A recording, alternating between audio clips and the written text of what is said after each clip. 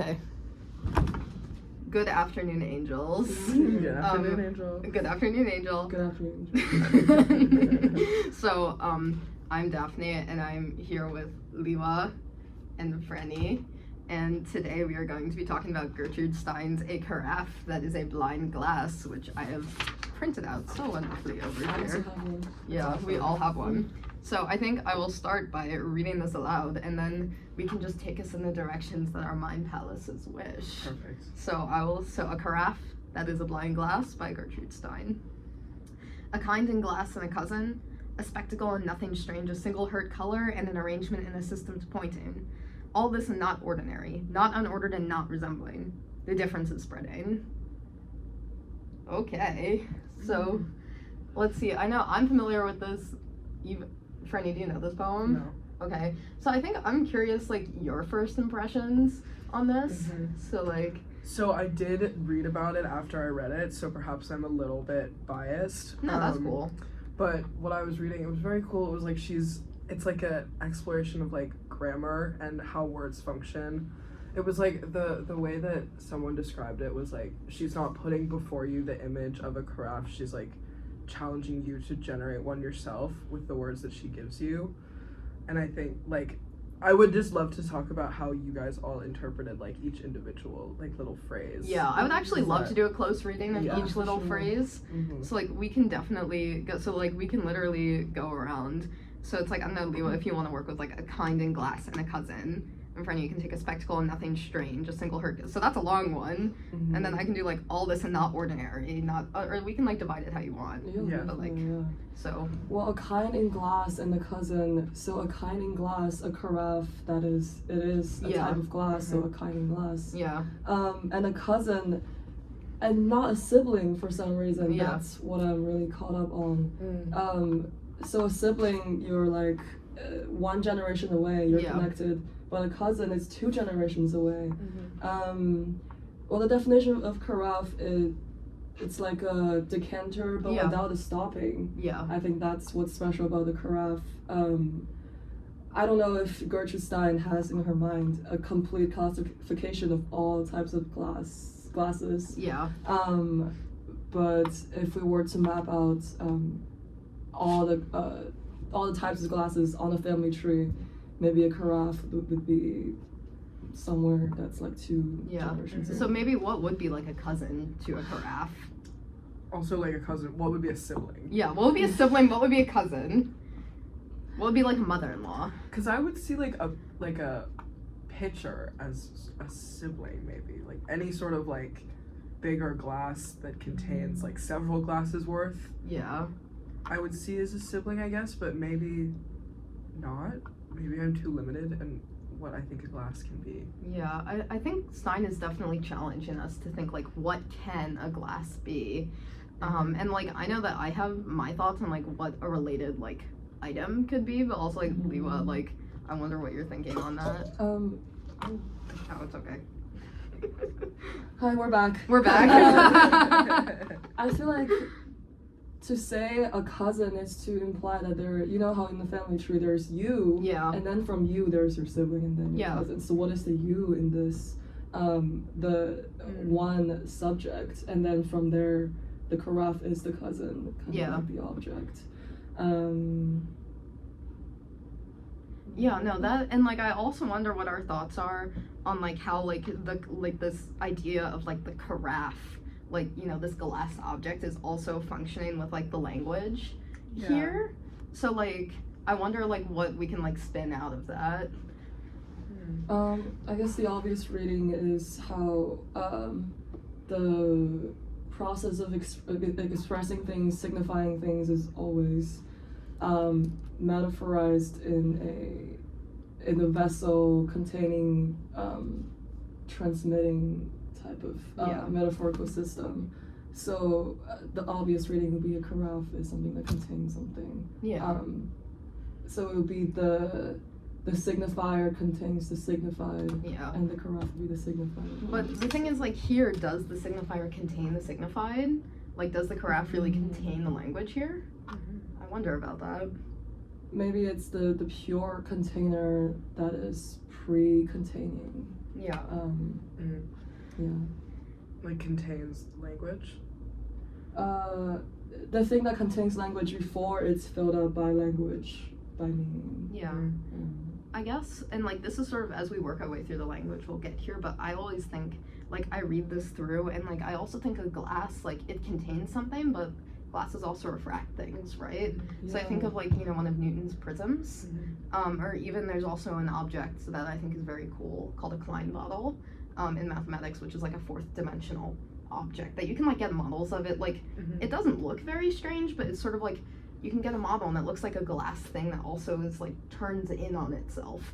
So I wonder if Stein is almost, instead of like she's filling the carafe with language, but I also wonder if she's wanting us to think also about this as a refractory object or a self-referential object like a Klein bottle. Especially, you know, because this is in one sense a cubist poem, so we're trying to look at like different perspectives and see like, you know, like the different phases of a new descending a staircase. That kind of brings me to the next small phrase, a Yeah. spectacle and nothing strange. When I read this, my reading was that a glass is something that refracts light and reflects all that is in front of it. So a spectacle would be what you see, the world as reflected on the glass, and nothing strange because it's just the world. There's nothing that's created out of the ordinary. So that was my reading of spectacle. Yeah. I was also thinking, like, this is kind of disagrees with the line that comes immediately after, but thinking about like an empty carafe, like if you were to like look into it, the reflection you get would be distorted just by nature of the shape of the carafe, which I don't know, like spectacle as in just something you look at, but also spectacle as in like something strange, I think is interesting to think about, because like what you see but necessarily like distorted in a way. No, definitely. And I sort of wonder what we also make of the fact that like Stein sets up like a lot of, I guess, dualities here, like with the words like and not, like with our connecting conjunctions, like a kind in glass and a cousin, a spectacle and nothing strange, a single hurt color and all this and not. So I wonder how we like take what our read is on sort of like these connecting conjunctions and like how they're sort of like working with because like especially for any, like you mentioned grammar, so you know maybe like spin that a little bit. I think a lot of them contrast, and a lot of them kind of like thinking about a carafe as like a type of glass object, and thinking about it as a cousin of something else is changing the way that it like relates to the world and like the way that she situates it. Also like a spectacle and nothing strange don't have to be the opposite of synonymous and not coming to me, but also can like don't necessarily have to conflict.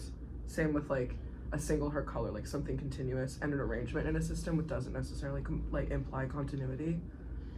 It's interesting. I think I read somewhere that and is very insidious in that it seems like A and B implies that A and B are on the same level, parallel. Yeah. You can swap. It's like the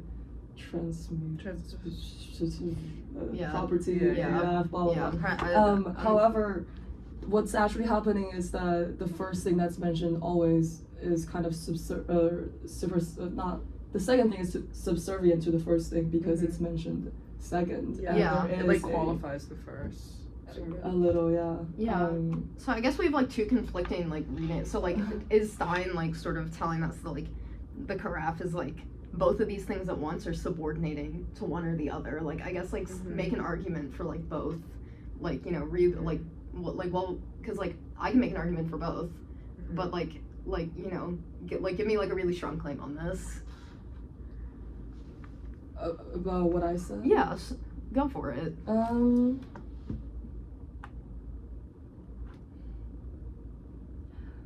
Well, I think there's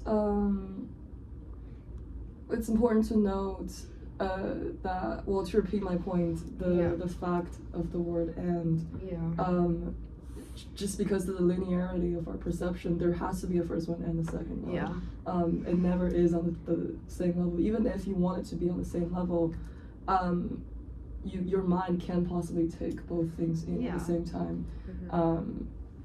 And that I think just the fact of human perception kind of, regardless of what the objectivity is, it already does the subordination. And if we perceive things that way by nature, then maybe even in nature, there is such subordination because there's nothing about our perception. Yeah, I guess the only thing I would ask is like, is Stein giving us a linear poem? Because like, you know, we also have Stein's idea of like the continual present. So all these things link together by and, not, and but. And like, you know, my personal read on like the continual present is like, it takes everything. So, you know, history, culture, subject, and object, and blends it all together, moves it in one stream of consciousness. I think it's like Franny was like kind of pointing to. So I guess I would like almost want to push back a little bit and ask like, that's the way that like language typically works, but like Stein is not necessarily interested in that. So like, if we're sort of going, so like that's one way to think about the and conjunction, but like would another reading maybe sort of be to say that like this and is sort of like one in a flowing thing? Like, can we almost think of like the language here is like almost in like superposition, like two things at once? That's how I read it, like all of this existing simultaneous, especially with the like all this and not ordinary. Like I feel like this isn't really grammar, but I guess with like the way that you use language, like things that are opposite can also exist simultaneously.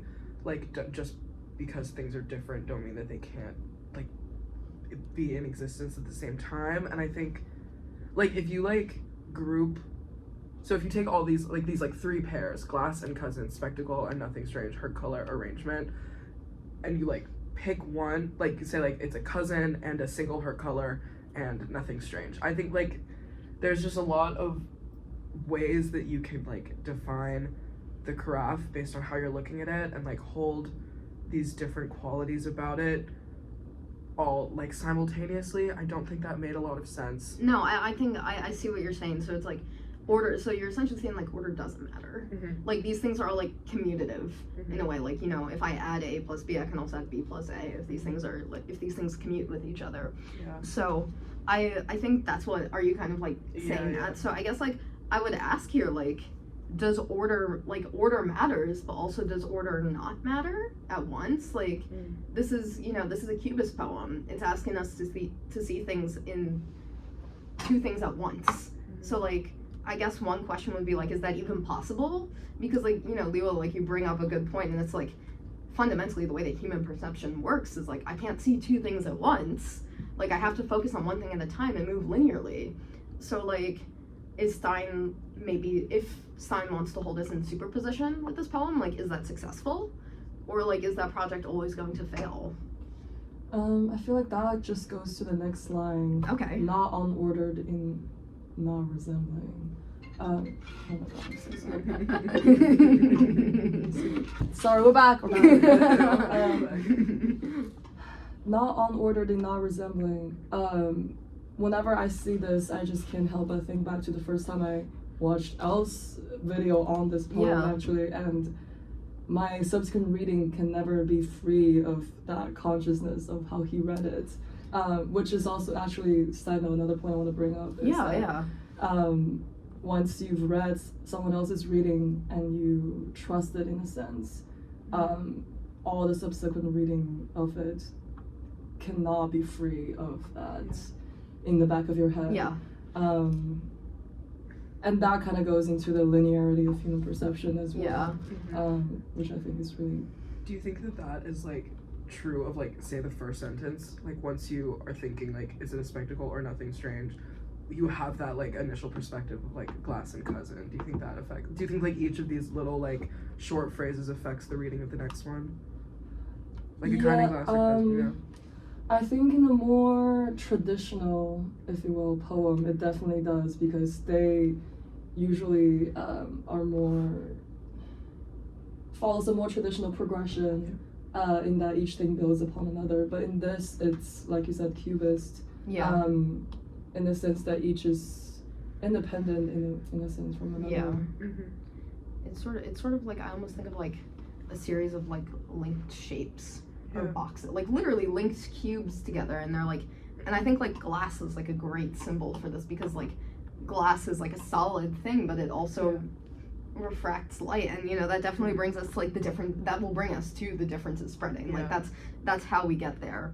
But I guess I would sort of ask, because like Stein is, you know, not a traditional poet, and also wants us to, you know, decouple our ideas about language from like signified and signifier. Like we have a rose is a rose is a rose is a rose is a rose is a rose, which just, you know, Keep going. yeah, a rose is a rose is a rose is a rose is a rose.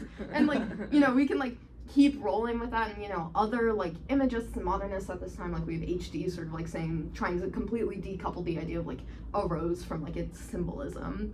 So I think on the one hand, like Stein is trying to make a new symbol here with the carafe, because like if I say carafe, like you don't necessarily think of something immediately, like your head doesn't necessarily go to symbolism like at once. So like I guess I would ask, and it seems that we have like two different readings on this, which is really, really cool, and I really like that. Like, so what, like, with, you know, the way that this language is working, like, how can we read this carafe, and how is it a blind glass? Because I don't think we've really talked about like this word blind over here. When I think about blind glass, or a carafe that is a blind glass, well, first of all, just on a sentence level, it seems to say that is like a substitute phrase for it would be like AKA a blind glass. It's like this is to explain, and also this is another name for a carafe. What does it mean to be a blind glass? Well, what does it mean to have an unblind glass in the first place? I think that's a mirror or a window. To ponder. A mirror or, oh, okay, spin that for me, like. That's it, that's why it's a glass, a mirror, or a window. Like, is it a glass that doesn't block you? Is it glass like you see back at yourself? Yeah. So is a blind glass an object that like allows for more refraction? Because like if I look in a mirror or a window, like, you know, I can see that. I don't know, I'm walking out my dorm the other day and I noticed like a giant hole in my pants. I'm like, holy shit, I can't do that. Like, no. But like that's like, that is a seeing thing. Like that, you know, that reflects the world back to me. And like part of it I would ask is like, at the same time, whenever I look in a reflection in a mirror, like that thing is, you know, reversed, like a mirror image. If I look in a window, like it's not the real thing. So I guess I would almost ask, is there any such thing as an unblind glass, or is there less and more? I think that kind of goes back to like, with the like a spectacle and nothing strange, the like if you're looking at your reflection, even if it is just a reflection, it is like inherently something else. Like, what's that fucking thing from The Fault in Our Stars? The like, it's an image of a cigar. No. But it's or like is a it different. Like, is it like this is not a pipe? Yeah, it's like this is not a pipe. This is the image of a pipe. But like, so not that, but that idea that like, even when you are looking at the image of something, even if it theoretically contains that thing and its likeness, it is its likeness and not the thing itself. I don't know if this is spinning us in too many circles, but I started to think about this earlier, and I do think it connects to this. But I was thinking about this sort of like, in terms of like glass half empty, glass half full. Which like, because the question was always like, do you see it as half full or half empty? But either way you see it, the glass is simultaneously both half full and half empty. So I'm wondering if maybe the image of the carafe is less the carafe and more how you read it. Like how you define it using the options she gives you or the definition she gives you, depending on how you see this wording. And I actually think like Stein would want us to be going in circles with this, because like she like, and I sort of think like the way that we're working with this is sort of like we're circling but also expanding out. It's sort of like, I don't know, there's another object in math that's pretty cool, like bounded spirals. So these things like spiral out and out and out, and like they get larger and larger, but they also always follow like a pattern. So I think of this almost with like this last phrase over here, like the difference is spreading. Like, you know, we're moving out, but it seems that like because there's this glass, we're not doing it in a completely unordered, and we have not unordered in not resembling. And go. I feel like, just inspired by what Franny said, a blind glass, I feel like Stein is inviting us to define something as what it is not.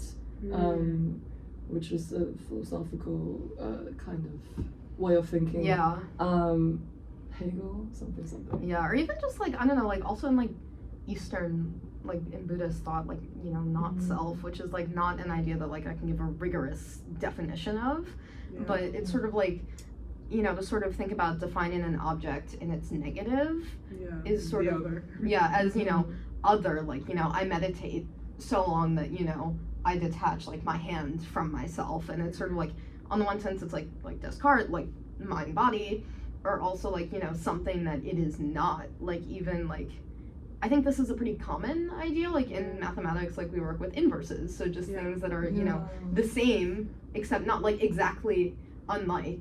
But I guess like it doesn't seem like Stein would want us to think about things like directly as object and inverse.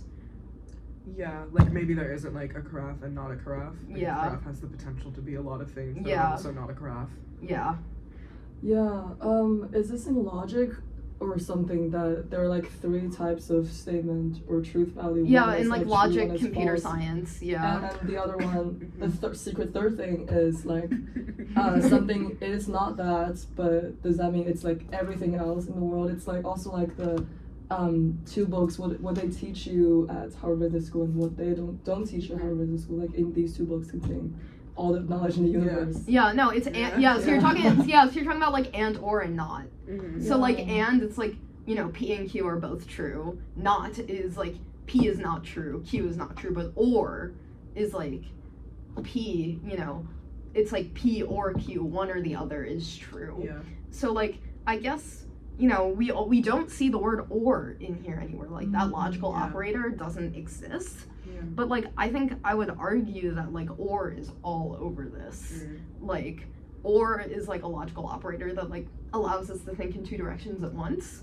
And it would seem like I don't think Stein would want us to like think in a binaristic way here, because like she sets up binaries for us, but like the very structure of this poem, like a carafe that is a blind glass that has a spreading difference out. Like the only thing that's not here is our conjunction and operator or, but that would seem to be like the only logical thing to connect all of these ideas together. But do you think that so in setting up these pairs with an and, do you think that she's like inviting binaristic thinking or rejecting it, like in not putting in an or? I think Stein is someone, she likes to make language jokes. She likes to fool around. I think in setting up these ands, she's almost tempting us to think binaristically. But this is the same poet who wrote, you know, a rose is a rose is a rose is a rose is a rose is a rose. Like sort of articles and conjunctions and like regular verbs are just like things that interest her insofar as they can be deconstructed. So I think if we're reading a Stein poem, like, you know, the way that like maybe one way to approach it is to think like, okay, conventionally how would and work? But like this is Gertrude Stein we're talking about, who loves messing with things linguistically. So if she's setting up a binary, like maybe it's not a binary, because like that's not something that she's necessarily interested in. I think of her almost like laughing at people reading this poem almost, because like that's also something she would do, because she was like kind of a jackass. But like I could see her giving this poem to someone without a title and being like, what am I writing about? And everyone's like and then just like giving someone tender buttons, and it's like, okay, sir, read this, and it's like really interesting. I'm thinking like if like how the reading of this poem changes if you replace all the ands with ors. Okay, so how about we do that? How about that, like I'm gonna read it, but only put in or where there's and. A kind and glass or a cousin, a spectacle or nothing strange, a single hurt color or an arrangement in a system's pointing, all this or not ordinary, not unordered and not resembling. The difference is spreading. So like, if I replace these ands with ors, like, how is that changing our reading? Like, what's that doing? I feel like for me, not much has changed. And I think to investigate that sentiment, I think in the first place, I didn't believe that it could be a kind of glass and a cousin. So like my preconceptions is already choosing to believe that it could not be all of these things. That's so interesting, because this sounded like a completely different poem to me. Okay, so how did it sound different to you? Like, because like I think when I read the poem, like what stuck out to me the most was this like several things existing all at once, and none of them though some of them could be held in contradiction, none of them like canceling the other out. You know, like it can't not be a glass because it is a cousin. It can be both a glass and a cousin. So I think hearing that with or, like, it almost feels like putting like a roadblock in each of the lines to me. Like what felt very like almost like fluid. Feels very it becomes very rigid. Definitely. And like, you know, if I have or, like if like say a kind in glass or a cousin, like one is P and one is Q, and like the thing is the way the or works, it's like both can be true or one cannot.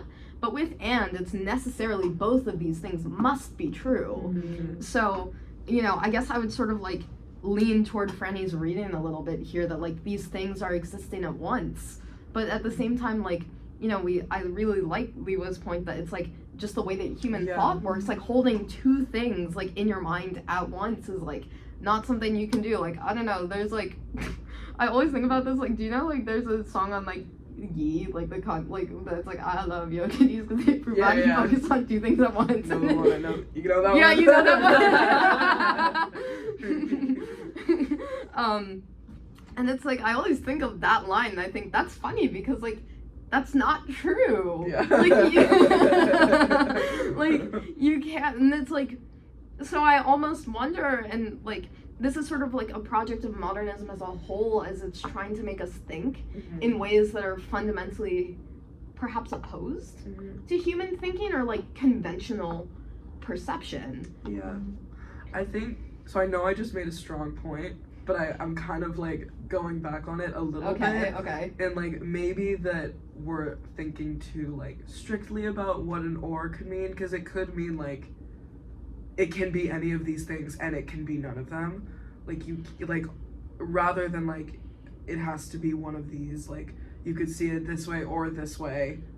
Both of them are a carafe, but not at the same time.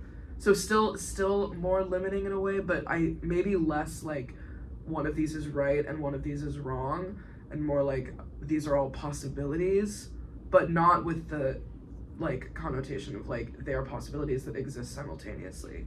Well, it's almost sense. It's almost like I don't know, I guess like Schrodinger's cat. Yeah. Like the cat is alive and it's dead, and like once I look in the box, the cat will be alive or dead, but like both things are like half true, like they're completely true, not true, and half true all at once. Yeah. And like I think here, like if we mention I think Stein would love the idea of Schrodinger's cat. Like she would be obsessed with that, right? And like write a weird poem about it that we'd be like working with. Yeah.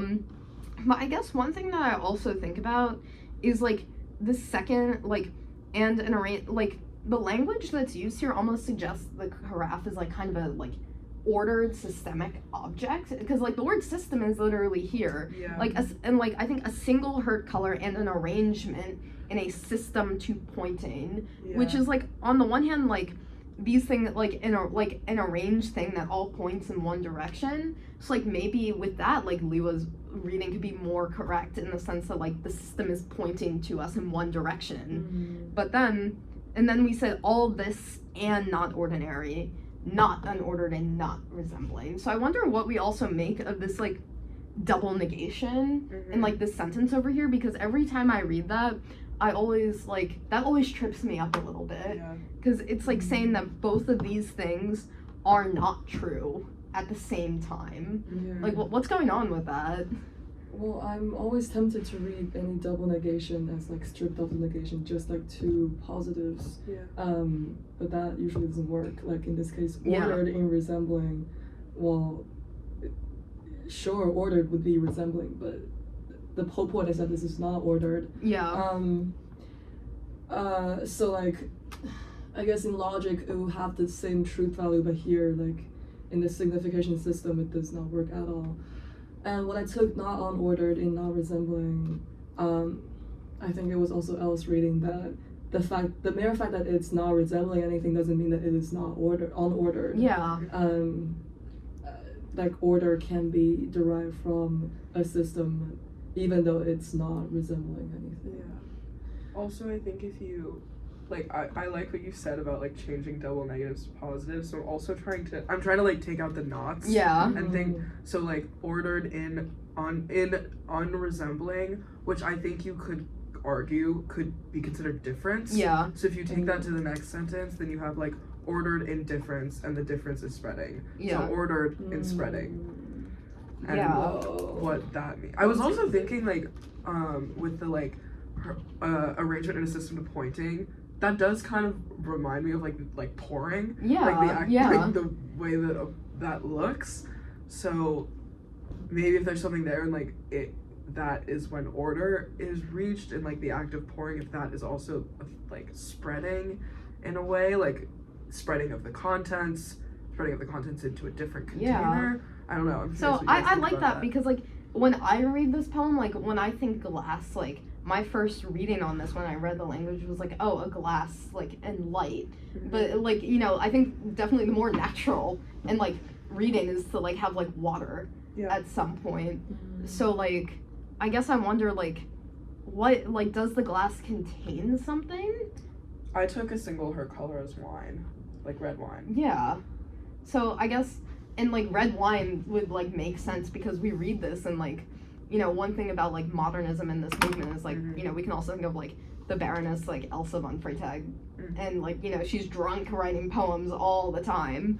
But like I also like, I like that because I wanted to ask about like a single hurt color. Like what does it mean that the color is hurting? Like what's going on with that? I like the idea that it's wine because blood the color Yeah. hurts. Yeah. But the first time I read this, I took it to mean that, well, glass doesn't really have a color. It's transparent. That is not like you could classify it as a color if at all, but it's not really a color.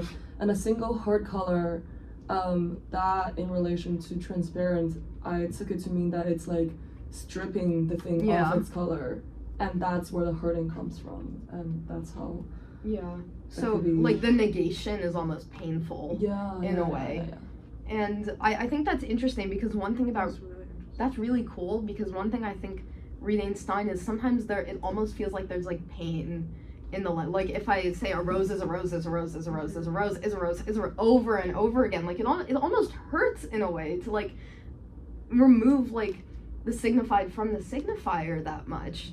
So I guess like I like that reading a lot, that there's sort of an awareness going on here that in like putting this object as like true and not true at the same time, there's something very painful about that. Like it doesn't make sense. Also with a single hurt color, like maybe this is sort of going off what Lua said. Like maybe hurt can be seen as like infected or some sort of like polluted. So maybe like the wine polluting the non-existent color of the carafe, and then we can get back into like blind glass, like something that is meant to be transparent that no longer is, and that's what like blinds it. Like that's really like, cool. If you were to, like put it in front of you filled up with red wine, you wouldn't be able to see through it. That's really cool. That's really good. So basically like we're causing like the carafe is an object that in itself, like to sort of like bring those two things together. Like I read this and I think, this object, you know, takes in a stream of light and like Newton's prism like refracts it. But like if I put in a single hurt color, then like the thing that's interesting about the glass, that it's both there and not, like it's clear, so like I can feel it, but also like it exists, like I can see it, but also I can't see it, it's transparent. So like if I put something inside of it, like what makes it interesting like goes away. Like I define the object as one thing. And that goes back to our whole like language. Like, what are we putting the words in the glass? So I guess like one thing I'd also ask is like a single hurt color, because like a single hurt color, I could also read this as like sometimes we describe language as colorful. So like, you know, this word like, you know, sings in this way, or like, you know, I don't know, like Ovid gives like a beautiful description in the Metamorphoses that's like so color, but is like Stein almost telling us, and like to go back to that and like what language means, like if I say that a word has one meaning and one color, like it almost seems like that's doing a disservice. That's like filling the carafe up with red wine. Like why would I do that when I can do so much more with an empty glass? So good. That's awesome. Like wow, I want to sit in that for a minute. Let's sit in that one. I'm interested then in like what the difference what there is room for in like arrangement in a system, like what that allows for as opposed to a single color. And if that is necessarily like better, or if it's just a different way of filling the carafe. I don't know, what do you guys think? I think one thing that I think of, there's a phenomenon in physics with springs called resonance, which means that like it's like if you solve the equation and you solve like how the thing is moving around, there's like what happens is essentially like if you have it's like kind of technical, but like what happens in the phenomenon of resonance is like the spring's movement like moves faster and faster, and like the wave like I draw it, and like I just want to like draw like a graph like resonance like looks like this. So like the thing is like growing like linearly, but like it keeps getting like here, everyone I don't know if everyone can see this. Everyone needs to see this. Okay, this is like a vaguely resonant movement. So this thing like is bounded in how it's moving, but it's also like approaching like infinity. It's getting larger and larger and larger. And I almost think, so like for me, like that's immediately where my mind goes, in the sense that like the system and arrangement in a system to pointing. So like a spring is a system, like we can represent that with like, you know, like a second order like differential equation, whatever. But the thing is, it's like, what I think is really fascinating is Stein is almost like pulling on that out a little bit, because there's this phenomenon that like I can have this very neat looking thing, but then like once I solve and figure out how the thing is moving, like it's just moving up towards him. It's just going to keep spreading out and out and out. It's just going to be like, it'll be bounded, but like grow larger and larger and larger forever. So that's like my immediate reading on that. Interesting. So are you like, would this be looking at the graph the other way? Like we start over here and end at this point? I would think we would start here, because like start at this point where from zero and like this like thing is moving up and up and up, because like the difference is spreading. Like I look at resonant waves, like just like get larger and like they spread all the way out, and like they're ordered, like they follow a regular pattern of motion. But like they get larger and larger and larger, they spiral out of control. So like that was something I'm very excited about when it comes to this poem. But like if someone else has a reading that is not related to the movement of springs in physics, please give that to me. Well, do you see this like, so like the difference is spreading, do you see that as like opposing to arrangement in a system to pointing? Because that feels like it starts in chaos and ends in order, and the difference is spreading feels like starts in order, ends in chaos. I think about that a lot. So like I guess Lua, I would like ask you to go. The difference is spreading. I love this line so much. For like beautiful. Several years it was like my Instagram bio. Something. And I think it's very anthemic in the sense that it's like an injunction that beware, the difference is spreading.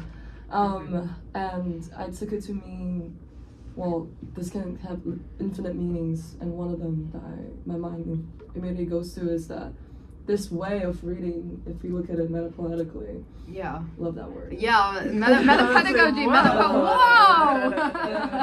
The great Fairies. Word. The difference is spreading. This way of looking at things, once you've internalized this perspective and you look at anything, and you can spin a Stein poem in anything you see. And that's where the difference comes in, and it spreads to everything. Yeah, I like that.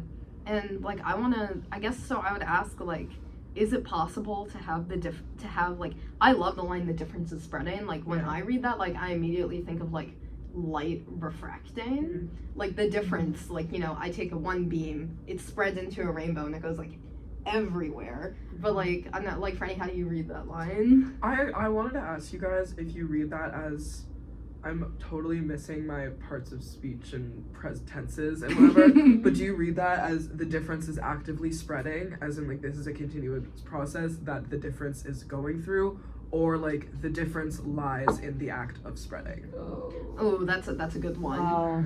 I like now that's the $5 million question on this one. Like, I like that we have wandered through our mind palaces to get to there. Because at the beginning of our conversation, I was thinking about it as like the second one, like the difference lies in the act of spreading. But then when you said that, like once you've read this, any object becomes like all of these opposing things held in like continuity. So then I'm wondering if like the more that we shift our thinking, can we add more ands? Like it's a kind and glass and a cousin and something else, and like these differences keep growing. Maybe I don't know. Yeah. Yeah. Curious how you guys read that.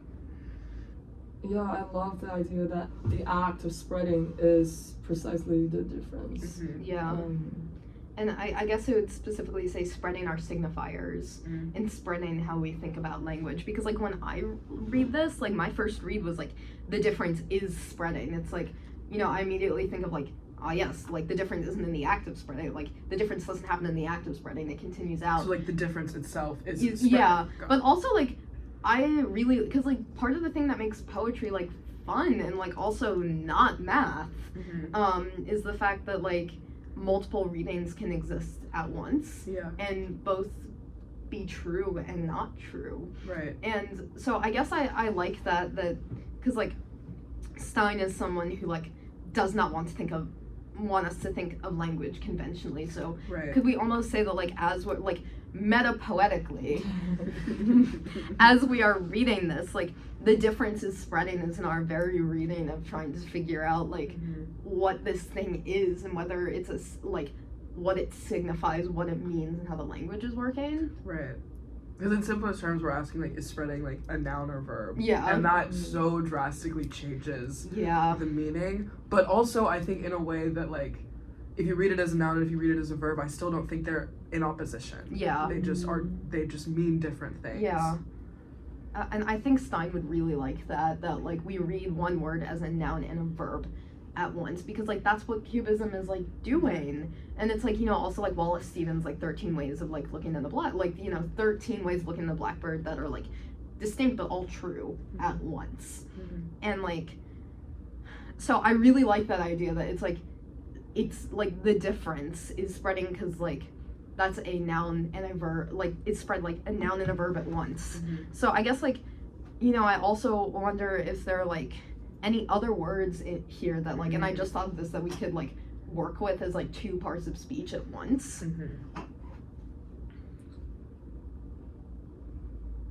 We were talking about hurt with like different definitions. Yeah. Like hurt representing red, hurt as in like being tainted, hurt as like affected. Yeah. Which I think could be something. Yeah.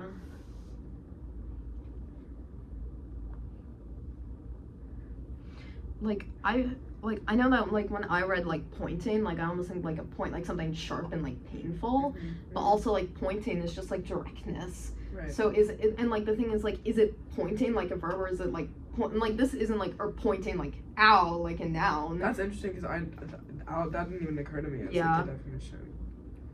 I thought of pointing as like almost like coming together, like reaching a point. Yeah. And like I sort of like read the like, and also like arrangement, like a few like different meanings of that. Like we can have like, say like, I think of like a musical arrangement. Like I arrange a song, but I can also have like an arrangement of words or an arrangement of colors. And it's sort of like, it's kind of funny that Stein should use that word here when this is a poem that is like very clearly and intentionally organized, but like it's arranged in a way that is like not arranged. Like it negates the idea of like arrangement in itself. Oh my god, so like let's see, we were at 43 minutes. Wow. So oh my god. no, like this, because like this one goes crazy. Like so I guess 5 lines. Yeah. No, and this is what I love about this poem so much, that like, you know, this is really an open poem. Like just as like the carafe is an open object. Like, you know, this poem is open for the, you know, there's not a stopper. Yeah. So I guess I would ask, yeah. So I guess what I want to ask is like, maybe, unless there's like some like specific point in language that like someone's dying for us to discuss, maybe just like final words, final thoughts, like starting with like Closing statements.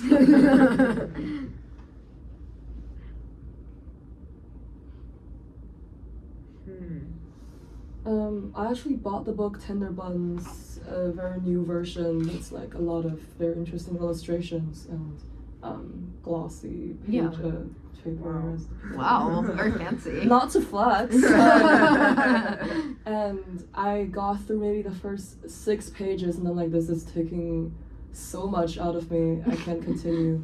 And I think that actually is what Gertrude Stein wants Yeah. in a reader. You can't just leaf through the book and not pay attention, because if you pay just less than the required attention, you Yeah. don't get anything out of it. Yeah. And I like this type of detainment, I think. Yeah, but to detain you, keep you from going. Keep from going. Yeah, so As long as then, you're here. as long as you are, as long as you are. Yeah. So I'm kind of like, now that we've talked about everything, I'm looking at the word ordinary, because I feel like there's always something to think about when you use words like normal, Yeah. natural, ordinary, in thinking that what we've talked about with a carafe, which I think you can think of as like a pretty ordinary object that she manages to make very unordinary. Yeah. And whether it's ordinary or unordinary, again, with like in the way you perceive the object or in the object itself, I think that, like, I wonder if what is unordinary is this act of like holding things in conjunction with everything else, or if there's almost like a sense that everything is unordinary because it can be so many things and nothing singularly. Yeah, I like that, like, this modernist, like, sort of thought that, like, you know, I am strange to myself and the world is strange to me. And, you know, that sort of brings me to what I think about, because, like, I love a poem like this, and also one thing I think about is if it's possible to apply the idea of the difference of spreading to, like, maybe more traditional poetry, like, you know, can I say, like, read, like, an epic or something like that, and can I still think that, you know, things do not always mean perhaps what they say that they mean, like, you know, is this only confined to, like, a poem that is, like, very self-consciously, like, decoupling itself from language? Or, like, is this something that, like, we ought to consider and do a reading on, even if I'm reading something, like, more traditional? And, like, this is a leading question because I argue that the answer is yes. I argue that, like, you know, the answer is yes, and signs and symbols, you know, are always exist in superposition to one another. But I guess, like, you know, Stein had, like, this idea of, like, you know, the individual genius, but, like, you know, I'm the first one to think of this and something like that. But I'm like, that's maybe just a small amount of bullshit. And I guess, you know, I sort of think it's useful to, like, take a reading strategy like this and think about words, you know, decoupled from their meanings or existing, you know, together and, you know, once at the same time, and, like, take that, you know, out of this specific time period and, like, use it as a reading strategy, because I think it can add, like, a lot of richness and depth to something that we're working with. So, all right. So thank you. This has been almost an hour talking about, I'm so tired. I know. So thank you so much, and